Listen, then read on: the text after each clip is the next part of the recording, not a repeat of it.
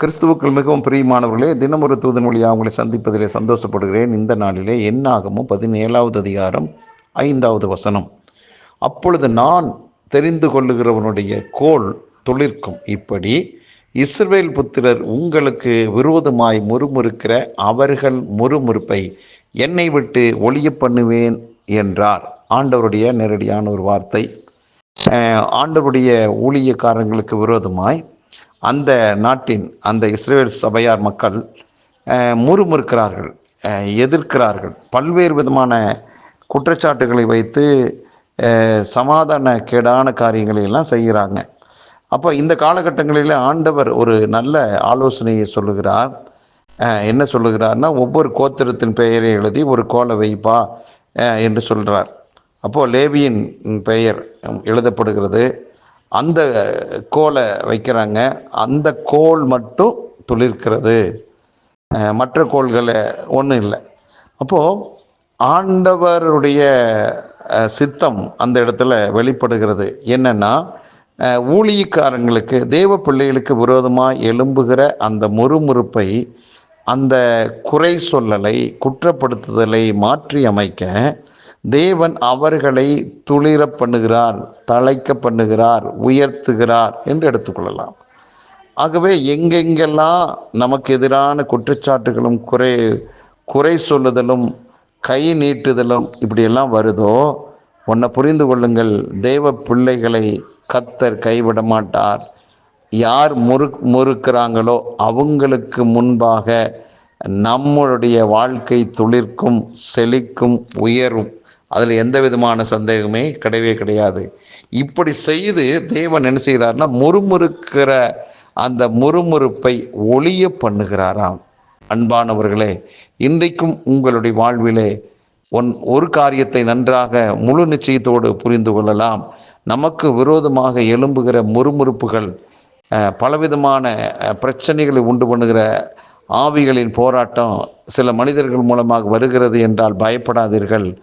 இப்பொழுது கர்த்தர் எனக்காக ஒரு காரியத்தை முளைக்க பண்ணுகிறார்.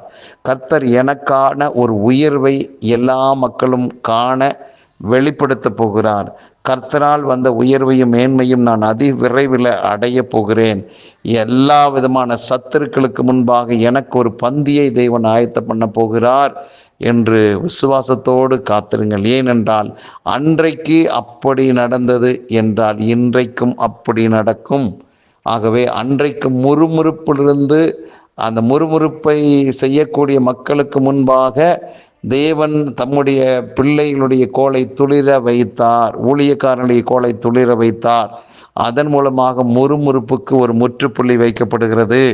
அதே போல சத்துருக்களுக்கு முன்பாக நமக்கு ஒரு உயர்வு வருகிறது, மேன்மை வருகிறது. எந்த இடத்துல வெட்கப்படுத்தினாங்களோ, எந்த இடத்துல உங்களை கைவிட்டாங்களோ, எந்த இடத்துல உங்களை ஏமாத்தினாங்களோ, முதுகில் குத்துனாங்களோ, காலை வாரினாங்களோ, அந்த மனிதர்களுக்கு முன்பாக ஒரு உயர்வை தேவன் வைக்க போகிறார். எந்தெந்த மனுஷனெல்லாம் உங்களை அப்படி சதி நாசமோசமான காரியத்தை உங்களுக்கு எதிராக செஞ்சாங்களோ, அவங்க கண்கள் காண கர்த்தரின் உயர்வு உங்களுக்கும் எனக்கு வரப்போகிறது. அதன் மூலமாக எதிர்ப்போருடைய முறுமுறுப்புகள் ஒளியும், நீங்களும் நானும் சந்தோஷமாக மகிழ்ச்சியாக வாழ்வோம். எந்த சூழ்நிலையும் தெய்வ பிள்ளையை கலங்காதீர்கள். சத்துருக்கள் இவ்வளவாய் பெருகிவிட்டார்களே, என்னை முறுமுறுக்கிறார்களே என்று சோர்ந்து போகாதீங்க. இந்த முறுமுறுப்பு எல்லாத்துக்கும் ஒரு முற்றுப்புள்ளி வைக்கிறதுக்காகவே கர்த்தர் உங்களை உயர்த்துகிறார். ஏனென்றால் தேவன் உங்களை தெரிந்து கொண்டார்.